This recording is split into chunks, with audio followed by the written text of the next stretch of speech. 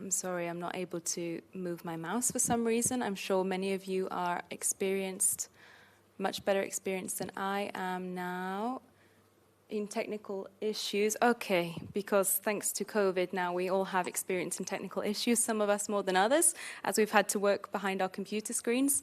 And speaking of COVID, that is the topic of our next lecture.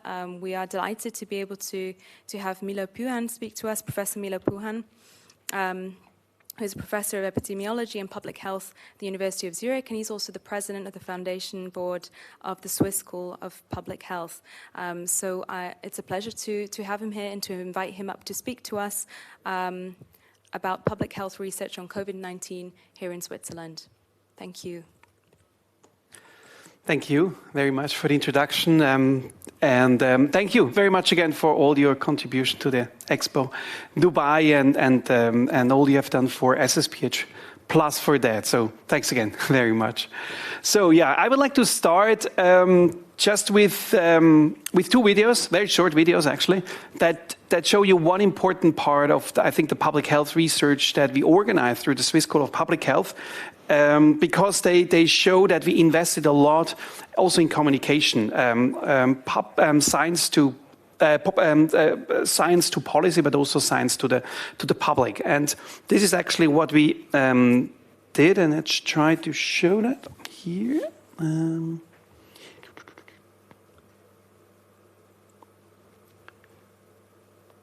This one.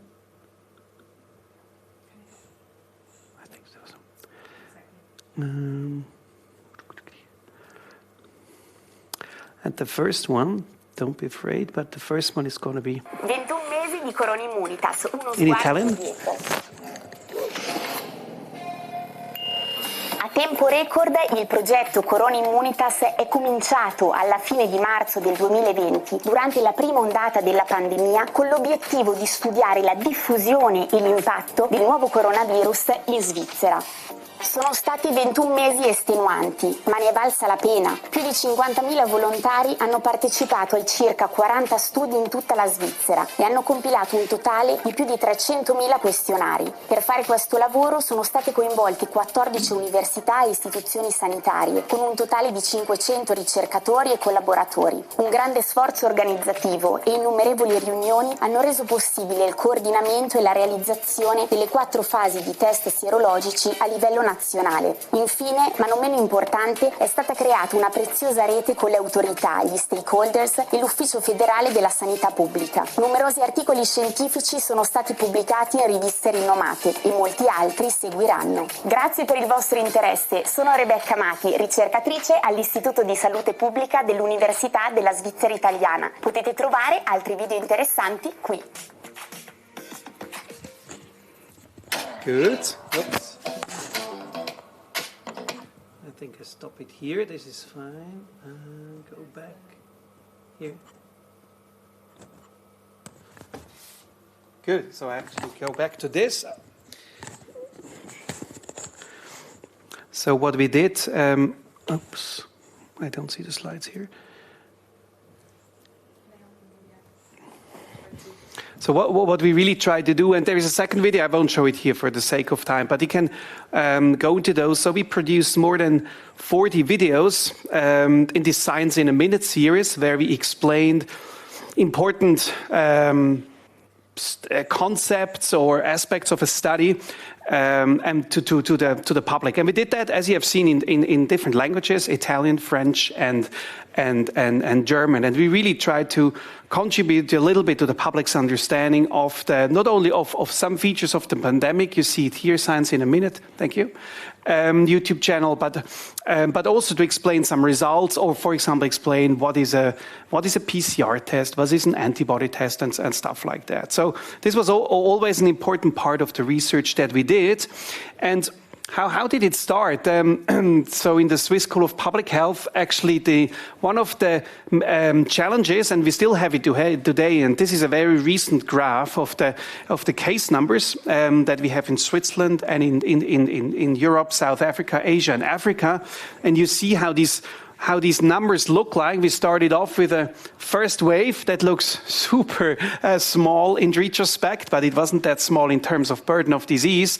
And now we just are, coming maybe to an end or of the Omicron wave. But it's actually not easy to interpret these numbers. There is a lot going on behind this. This might look very scary, the wave we just had, but it was not so scary compared to the earlier waves. So what we try to do is really to better understand the pandemic and the implications, not only in terms of the spread of the virus in Switzerland, but also in terms of other dimensions. And as you know, the pandemic had a tremendous influence on people's life. For example, educational systems. So there were 1.5 billion children out of school, at least at some point in time. And there were great challenges like in investment into the clean energy transmission. There was an increase in poverty, mental health was a very big issue around the world, as well as sometimes a little forgotten also culture. I think culture is a very important part of our life, connects us, unites us, and this also suffered a lot during the pandemic. And so we really wanted to generate data for decisions, for policymakers on different levels, but also inform the public about the implications of this pandemic in Switzerland. So I will talk quite a bit about the spread of the virus, but we looked into many other dimensions. So in the best public health sense, we looked into many different aspects of this pandemic. And what we also did, I also already mentioned that we tried to make sure that we convey the results to the public, but also to policymakers as quickly as possible. So we didn't focus only on publications and stuff like that, because that always takes a lot of time. As soon as we thought that the results are valid, we brought it to the attention of on the federal level, for example, Federal Office of Public Health or the Science Task Force. On the cantonal level, in this case for us it was Zurich, so we were and still are in very close contact with some departments, health department, the education department, and of course also we had some exchange on the international level. This sometimes gets forgotten in our research world that operates sometimes a little bit in a silo, and so this is why it was very important for us to communicate also the results. So what we did, we actually set up a pretty big research project or program and with different sites across Switzerland. So we had, as you will see, a common protocol for the sites, but around 40 studies overall emerged out of this program. And we had like 50 or by now or more than 60,000 participants throughout Switzerland. Great participation, so people were very ready to contribute to science in this pandemic. And since this had to be started very quickly in March, April, 2 years ago, we had a public-private fundraising campaign, so there was no chance to fund that through some funding mechanism, also like the Swiss National Science Foundation, because it was just it's too slow, these processes for our purpose. So we raised funding from private and public sources, and we could start that so quickly because we had this network of the Swiss School of Public Health where we know each other, where there is a basis, also a basis for collaboration, and we actually had Swiss School of Public Health coordinate with support of an external company here in Zurich, APS. So they supported us in terms of logistics and legal issues, communication, so many things. But it was all under the umbrella of the Swiss School of Public Health. I just show you one bus. We were very happy to have these buses to drive around Switzerland. So one sponsor actually said, we don't want to just give cash, but we want to make a contribution to the conduct of the study. And so as you see, Zurich Financial Services sponsored 6 buses that enabled us to travel to remote places, also to reach those that we wanted to reach, like in very mountainous regions like Bern or Grison or some other cantons. And what did we do to look at the spread of the virus? And for that, you need to understand a bit that there is a period where people are exposed to the virus and then get infected, at some point have symptoms, and then at some point the virus is cleared. And so there is a certain window in which the disease can be diagnosed if people go to testing, but the issue is that around 40 to 50% of the people have asymptomatic disease or very mild symptoms that can be mixed up with other infections. So there were periods in the beginning, because there was little testing capacity, or right now, where people just didn't go to testing, or far fewer were tested than those who were infected. So there was a small to sometimes very large ratio between the infected and with PCR or antigen tests and diagnosed people versus all who actually got the infection. And one way that is quite elegant to use is that you look at what the immune system did.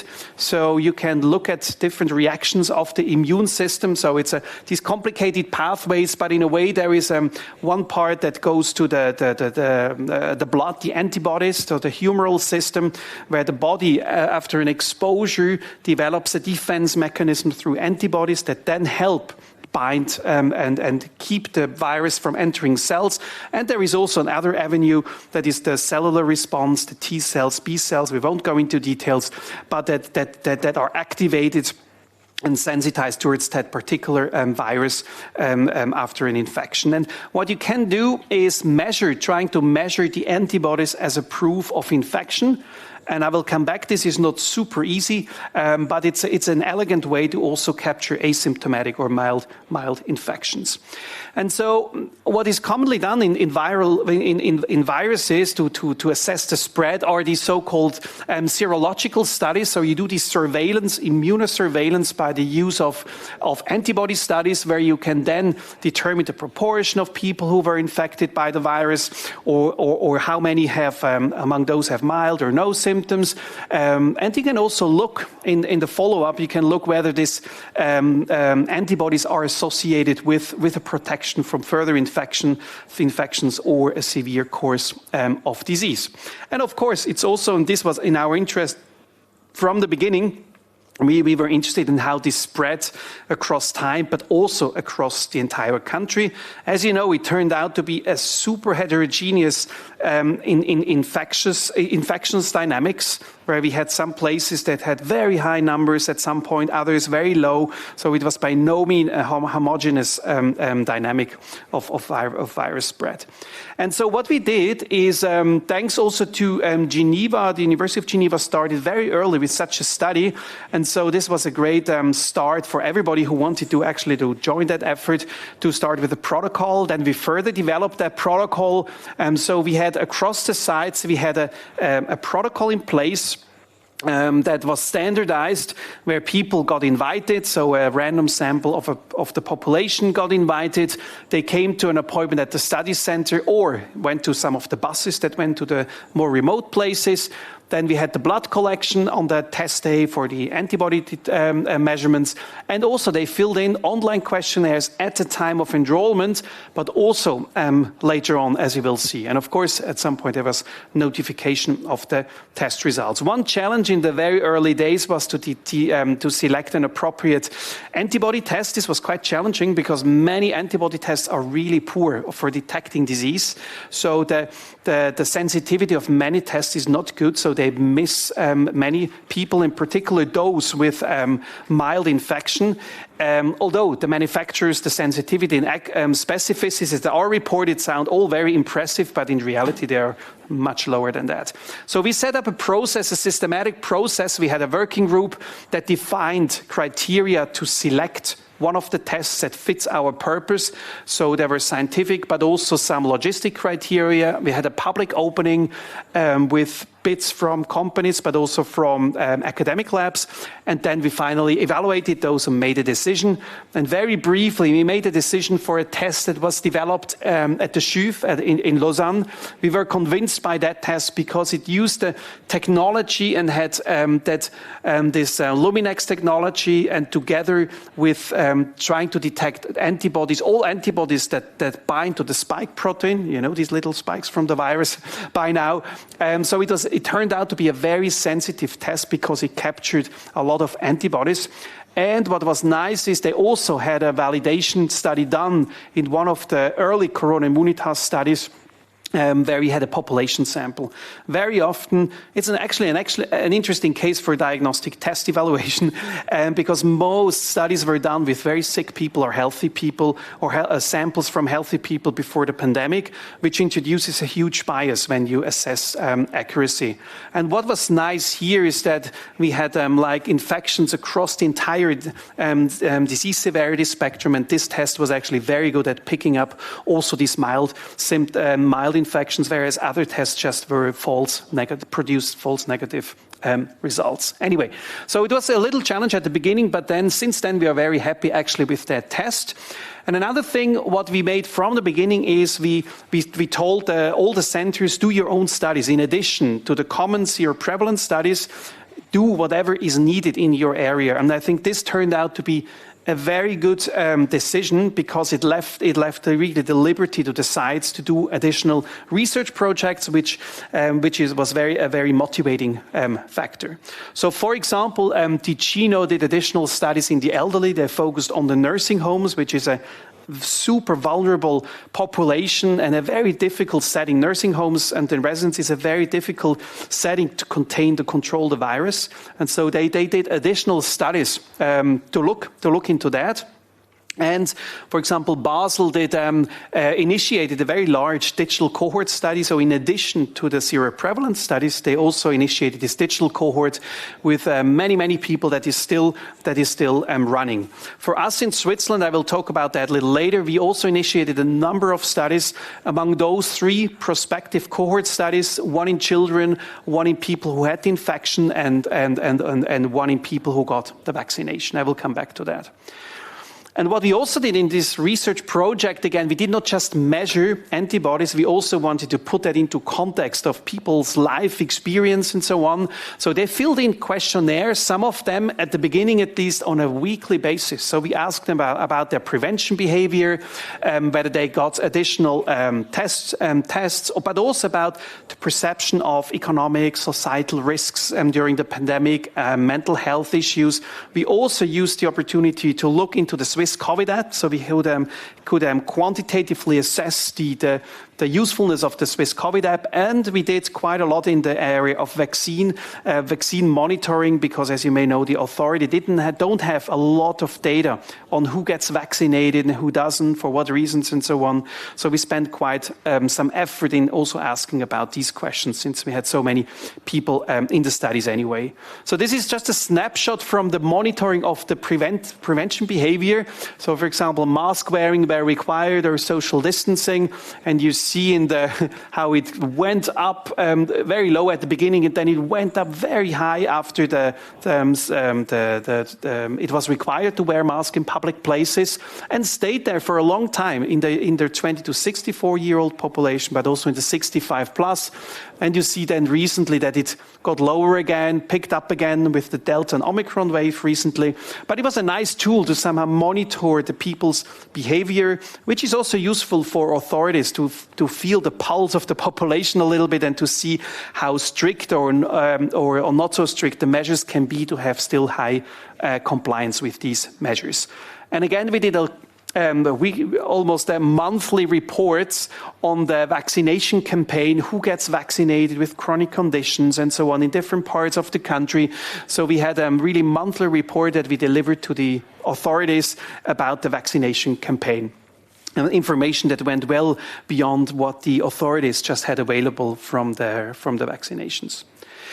And so I show you some of the results and how it all started. So these are, you see the timeline. It started really with March, April, with the first seroprevalence estimate from Geneva that showed that after a few weeks, already 8-9% of the population were infected by the virus, quite substantial. And then we had this first phase, let's say after the first wave, where we had other cantons coming on board throughout Switzerland, Ticino, Zurich, Basel, Neuchâtel, and so on.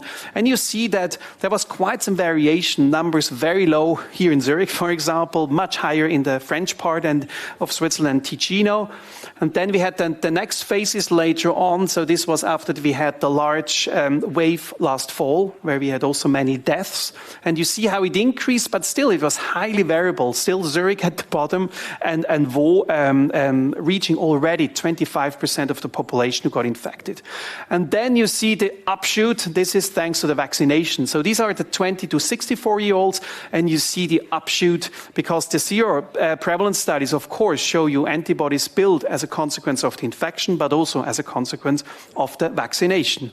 And you see Vaud, Lausanne did a study a little later than the other sites, and you see it was like 90% even in that younger population already by the end of last year. And it's even more, and the ratio, by the way, I talked about the ratio of diagnosed versus infected was around 1 to 3, 1 to 2.5.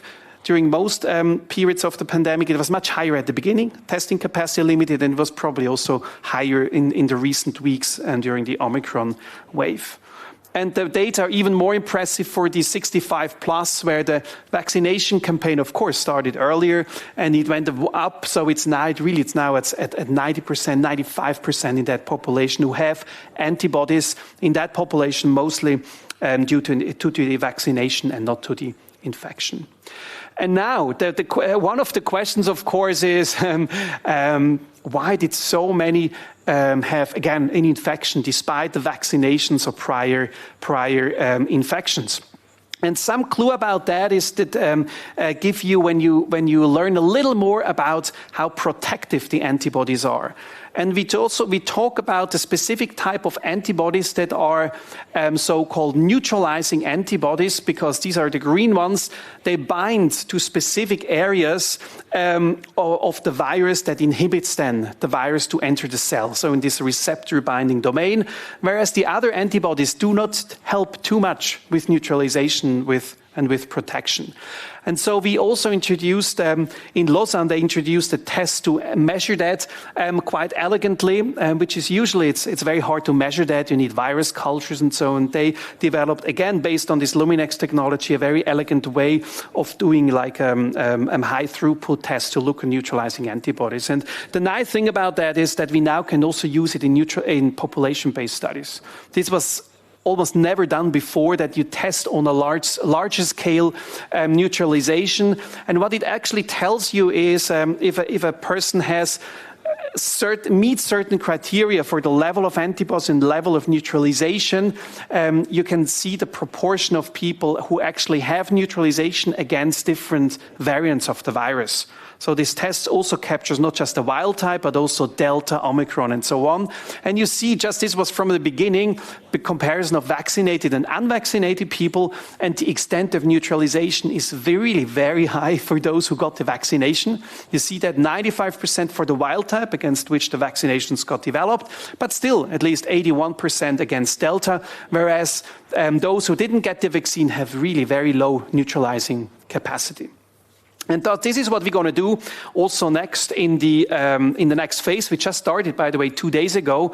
We have the next phase of this immunosurveillance, where we look at the seroprevalence will again be 90%, 95%, but we are very interested in the level of protection for the population. So this is what we're going to continue, and I want to spend also a little time on the more site-specific studies, because here in Zurich we had the opportunity that we turned the travel medicine clinic, which closed down basically because of the pandemic, into a test center, and later into the reference vaccination center under the leadership of Jan Fehr. So we had all in place to do a lot of additional studies. And one of the studies, I only say a few words, is this study in school children, Ciao Corona, very large study actually 55 schools, 2,500 children, where we initiated a cohort study where we measured seroprevalence and other things over time and repeatedly, also persistence of antibodies, and we were very interested how the infections clustered within classes and schools. And of course, we also looked at other aspects like physical and mental health. And these are just some very recent results. You see also against the pandemic, the epidemiology of the pandemic, how the seroprevalence increased. It's now also high at 46%, thanks to the vaccination. Among those, at least 25%, it's probably a little more, 35% who also got the infection. But you see how this developed over time. But what we were very interested in is always to see the clustering. So what you see here is all single classes and the children that were, school children that were tested, and those in blue are the ones that tested negative, the other that tested positive at some point in time. And what we observed until last fall is that there was not much clustering in classes, which meant that there was not huge spread in the classes in schools. And some of these results were really also important for the Switzerland's decision to basically keep the schools open most of the time, except in the first wave. The other opportunity that we had was to initiate cohort studies. So we did two. One is the coronavirus cohort study. Again, we looked at many different aspects, not just development of immunity, but also at long COVID, very useful data come out of that. And you see here we enrolled people right at the time of infection together with the health directorate, and then followed them up with blood work and questionnaires over time, and we now have a cohort of 1,500 participants that we prospectively follow up since time of infection. And when the vaccination came on board, we duplicated that protocol. We use almost exactly the same protocol, but the starting point is now the vaccination. And so the nice thing about these twin studies, we can basically compare infection and the immunity associated with that, with the immunity induced by the vaccination. So really just duplicating that, and we enrolled close to 600 to that, 200 per vaccine that we have available, and again 100 per age group below and above 65. And it just show you some nice results of these cohorts, and you show what you can do. So I think it yielded very useful results on long COVID, on the prevalence of long COVID in a population-based sample. There are not that many studies about that. Also an indication how many are severely, moderately, or only mildly affected. We also observe that over time, so we see the natural course of long COVID. So fortunately, many get better over time, but there's still at 12 months, there is a substantial proportion, also in absolute term then, that is affected by long COVID. So very useful study to study that. And of course, we also look into very specific symptoms where we also identified, the symptoms that are just typical for long COVID, like the fatigue, exertion, malaise, dyspnea. And so we can really have a very detailed understanding now of how these symptoms develop over time, and also how it compares to those who were not infected. And you see here for some symptoms like fatigue and malaise and so dyspnea, the proportion was much higher in those with long COVID. So it's a real thing. When you have a control group, you can look into that. It's a real thing that these people really have a problem. There is also some more unspecific symptoms like pain that is a little harder to see, that has a high prevalence in the population anyway. So there is not that much excess for some other symptoms, but again, the ones at the top, the fatigue or taste and smell alteration, difficulties concentrating are much higher in those after with long COVID. And again, we had this comparison with the CWAC, with the vaccinations, where we also follow how antibodies develop. And you see now quite nicely in these box plots over the course of a year, if they didn't get an additional infection or vaccination. So the ones in red are those with infections, the one in blue with a vaccination, and they had a more consistent answer. So there is much more spread in those with an infection in terms of the immune response. Quite a homogeneous response in those vaccinated, and in general a substantially higher antibody response or immune response than those after infection.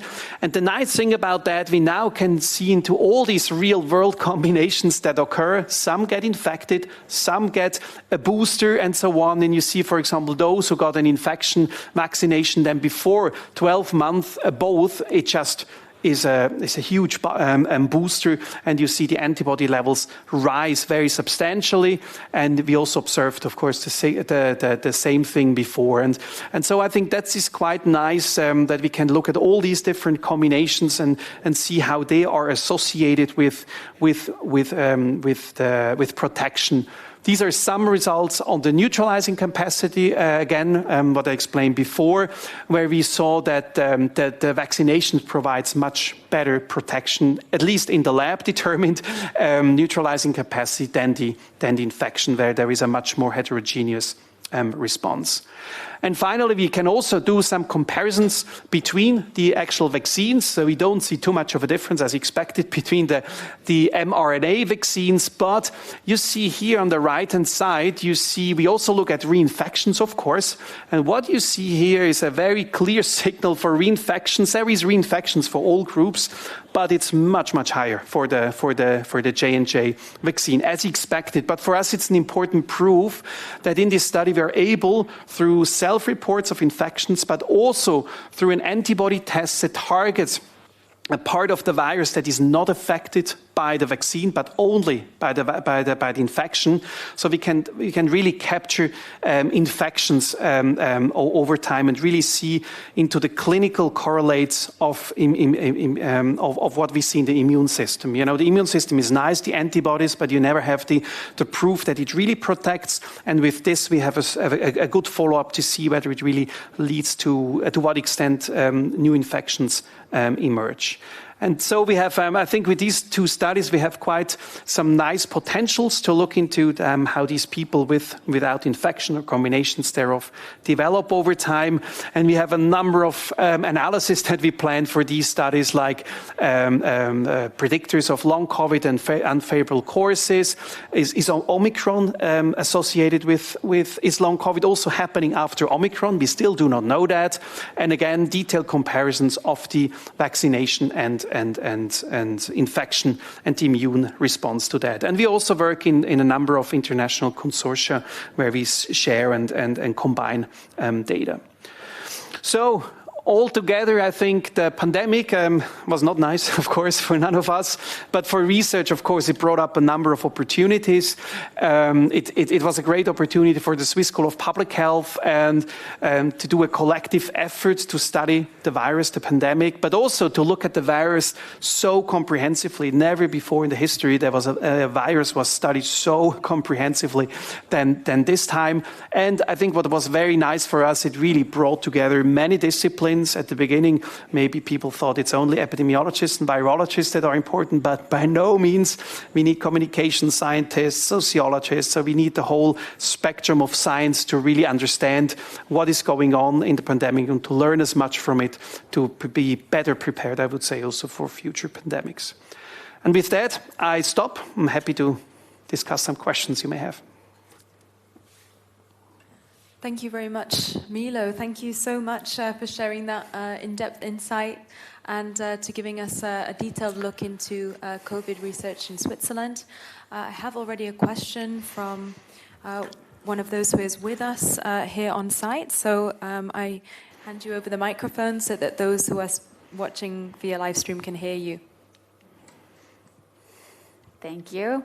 So actually, I was just wondering if you could explain again how the different vaccines compare to each other and what, that's it. So to be honest, the mRNA vaccine, there is not so much of a difference. I mean, at least the first two vaccinations are that dosage you get with Moderna is substantially higher than what you get with Pfizer BioNTech. And what you see, the level of protection is maybe, or the antibody levels are slightly higher with Moderna because it triggers a strong immune response. And also the side effects, I mean, we didn't experience in the study severe side effects, but there is more often some side effects with Moderna. I think it's just because the dose is higher than for the Pfizer. For J&J, we are still observing because it was only introduced in, September, I think. But you see the immune response is much, much weaker and also we see the reinfections are higher. About the adverse effects, we do, by the way, we do for 3 months, we have a daily reporting of symptoms, of complaints, to have a detailed and a little more long-term understanding, a systematic understanding of the side effects, but otherwise it's very hard to learn about side effects because they are reported in a not very systematic way. And so I think we also will have very detailed data about side effects. Okay. And the point you made on your slide about the J&J vaccine, what was it exactly? Excuse me. Many more infections or reinfections after the J&J vaccine, which goes very much together with the antibody levels and the immune response that is just weaker. Yeah. I mean, if you add an mRNA on a J&J, you're in the area of like protection, probably like the 2 mRNAs shots in the beginning, but it's only one vaccine. You know, that's one important reason why the immune response is weaker. Is it the same protein that it protects against? Is it 12 times the spike protein? Yeah, at the end it goes for the spike protein. Yes. Yeah. Yeah. So my question was whether the vaccines are both targeting the spike protein, which then would explain why you can just have it. I mean, the main reason why they target that is, I showed you this receptor binding protein. I mean, this is where the action is, where the virus goes into the cell. And so it's a natural target for a vaccination. I have some questions for those who are watching, online. So I can read them out from here. One of the questions was regarding advice about taking the vaccine and the boosters, so having had everything, so all of the shots, for those who've already contracted the virus and recovered. So obviously in other countries there are different regulations on this. What are your thoughts on that? What is the question? So the question is, would you advise having the boosters for those who've already contracted the virus and recovered? I certainly would. Yeah, I mean the question is whether you add 1 or 2 shots. I mean in Switzerland after an infection, the recommendation was to get 1 shot. What we learned from our data, by the way, is that 40% of those who contracted the virus got 2 shots. So they went a little bit against the... It's fine. I mean, they just got a stronger protection likely after that. But it's the... many thought, maybe I still get 2 and not just 1. Okay. Yes, thank you. I also have another question here online. And it's essentially that right at the very beginning of the pandemic, where the stigma was very large, how complex was the provision of the right information, or how important was the provision of the right information materials? For the specifically for the study, for setting up studies, or for doing research? Here it's referring to enrolling the students and their parents for the study that took place at the schools in Zurich. Good. Yeah, for the Ciao Corona study. Yes. Communication there was absolutely essential. It's probably the most important piece that we had. So we were in touch, our team, and Susie Kriemler, who leads that study, she was in touch with all school principals. We were in touch with teachers, with parents, just to learn about the potential concerns. We had a very active communication strategy. I think I showed you briefly the website. Maybe I can show it again. So we had a special website for the Ciao Corona study. No way. I dropped it. I'm so sorry. We have a website, Ciao Corona, but we're very actively communicating. We produced, before every phase of Ciao Corona, we produced videos to explain a little bit what we're doing and also to encourage children and parents to participate. Yeah, so in short, we invested a lot in communication and in webinars and blah, blah, blah, so a lot, yeah. Thank you. Another question that I have from somebody watching online that I received via Zoom is what would be the time frame that it would be acknowledged that something is a side effect from the vaccine. So i.e., if people have a side effect, let's say 1 month after receiving the vaccine, will this still enter as a statistic? I mean, all the data enter the statistic. The question is then how to distinguish that from similar complaints that occur irrespective of the vaccine. I mean, traditionally in the vaccine, the side effects occur in the first days and very few first weeks. It's not very common to see side effects beyond, let's say, 1 or 2 months. There may be, but it goes down. The important thing is that to compare that against some background rates, that happen. Which is not easy to do, by the way, but this is what the pharmacosurveillance studies also try to do, like FDA and EMA. They get all the reports and then try to figure out how much more often do these complaints occur compared to those who clearly do not have that particular disease, or in this case, vaccine. Another question that we have here from online, because you had mentioned about looking into vaccine hesitancy as one of the sort of subtopics that were also looked at. Can you say anything about what the primary causes for vaccine hesitancy here in Switzerland is? I mean, I can tell a little bit what we found in our study, which is fairly representative, not fully, because it's still science-oriented or affine people who join these studies. But the common reasons were,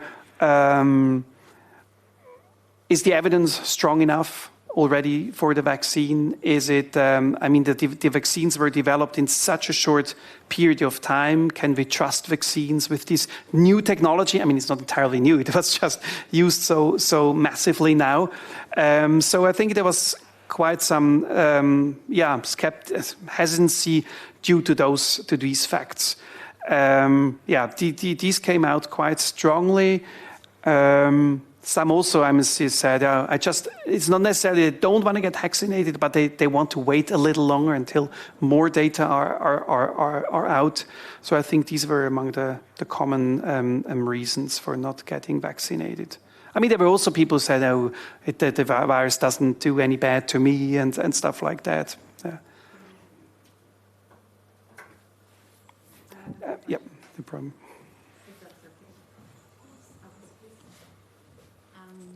About a month ago, I think I read in the New York Times that the CDC might already be recommending the 4th vaccination soon. Is this coming in Switzerland as well, or has it been replaced by the Omicron variant? Yeah, it has been pretty much replaced at the moment by Omicron. I'm not the one who would make any recommendations, but no, to my best knowledge, there is no 4th shot on the horizon for the next few months. I expect for the fall that particularly vulnerable people, maybe elderly, those with pre-existing conditions and so on, it's very well possible that there will be a more targeted recommendation. If everything stays like it is now, that we have Omicron, we do not have a new variant that is extremely dangerous for everybody. I think if it stays the same, a likely scenario is maybe recommendations for the more vulnerable people. But we'll see. I mean, it's unpredictable as the whole pandemic. But this is also why we do, by the way, continue with the studies. So the cohort studies, but also phase 5 and 6 of Corona Immunitas. We do it actually as a cohort over the course of this year. So we will assess the same people as we do now, again, to see how the antibody developed, the level of protection with neutralization, and look across the age range. And hopefully all these studies then contribute to framing recommendations who might be, who would be recommended to get a 4th vaccine or a 2nd booster.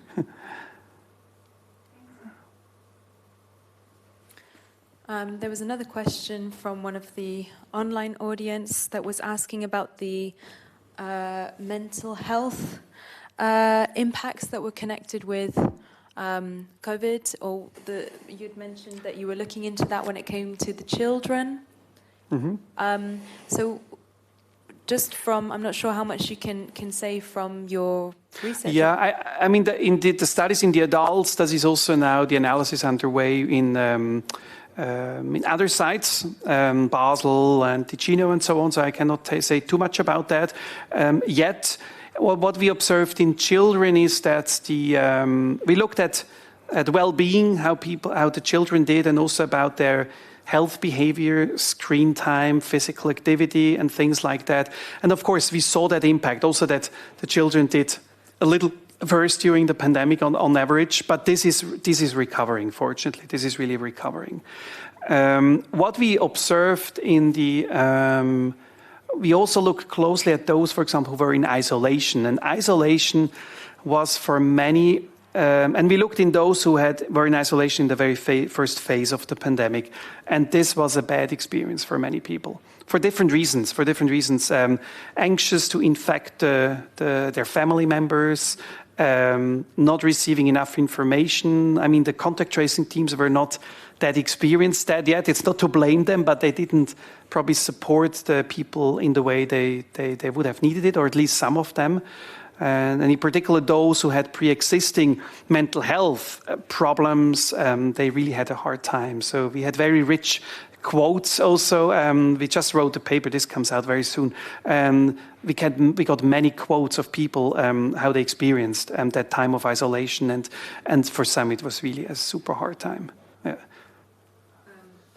Okay, so maybe a follow-up question to that just from my side. What would you sort of recommend then for our children, for the children? How can we best support them then in terms of their mental health going through this? What kinds of things can we be aware of?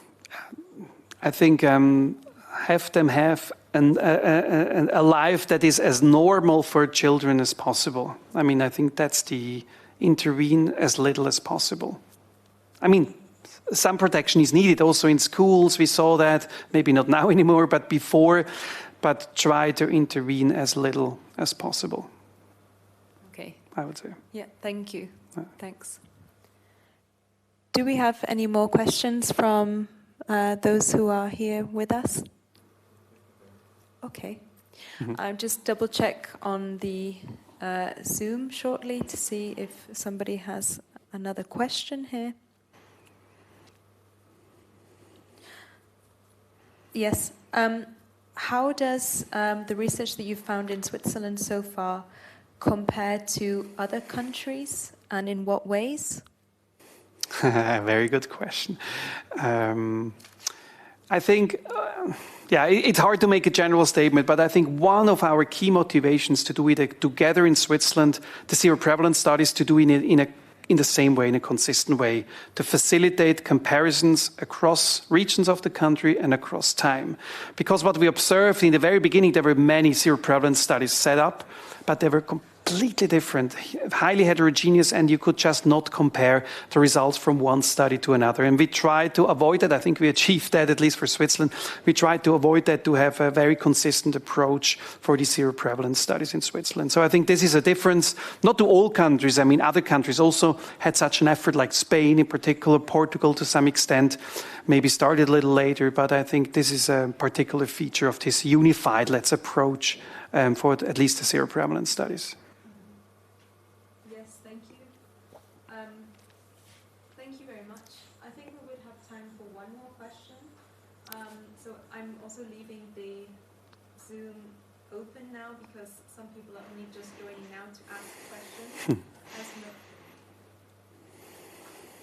Sorry, I think the sound must have gone out there for those of you watching on the live stream. Those who are watching on live stream cannot, unfortunately, ask questions via the live stream and have been given a Zoom link. So I know that some of you are only just now joining the Zoom link to ask a question. So if you do have a question, now is the time. So I think we only have a brief time now for perhaps one more question. And otherwise, we would have to close the session. Thank you already to Milo, who's already been answering many of our questions and allowing us to fire away.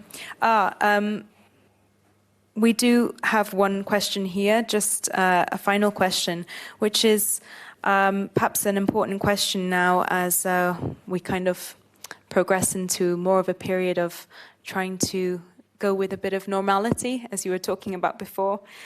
So does it make sense for us not to wear masks anymore now? I mean, at the end, we do not know. But in my opinion, indoor places, and I think we should be a little more cautious, I think. I mean, it's in public transport, it's still mandatory. I think in some indoor spaces, it would also make sense to wear masks a little more than what we do. But I also see it, I mean, at university here in Zurich and ETH, it's very interesting. It's not mandatory to wear a mask outside the classroom, but I don't know, 80% still do. So I think there is still also in the population or here, there is a sense that it's probably a good idea to still wear masks in some places because the numbers are still high. Let's not forget that the numbers are still high. Okay, thank you very much. Thank you for your time and for answering all of our questions from those online, from the community that was joining via Zoom. And for those who join us next time, we will be again live streaming, and we will also be on site. And we do encourage that those who are taking part in the lecture series do in fact join us on site again. I know that it's a bit of a strange experience to come back to live participation after much time, 2 years probably for most of us, not having live encounters, but please do be encouraged to join us on site again for next week. We have a speaker, Professor Martin Rüsli, who also happened to talk at the Dubai Expo on this topic, and I had the pleasure of hearing him speak, and I'm personally excited to hear him again. And he'll be talking about transportation noise, whether it's a health threat or just annoying. So find out next week. Please do join us. And if you haven't done so already, I do encourage you, just as a final note, to scan this QR code to play the quiz that was developed by the Swiss School of Public Health specifically for the Expo, but it's supposed to be informative and engaging for those who want to learn a little bit more about health in relationship to all the Sustainable Development Goals of the United Nations. And all of the questions have been posed by members of our community, faculty and students alike. So perhaps you'll see a question there from one of your friends or co-workers. So do give it a go, and thank you again for joining us, and we hope to see you again next week at the same time, same place. Thank you and goodbye.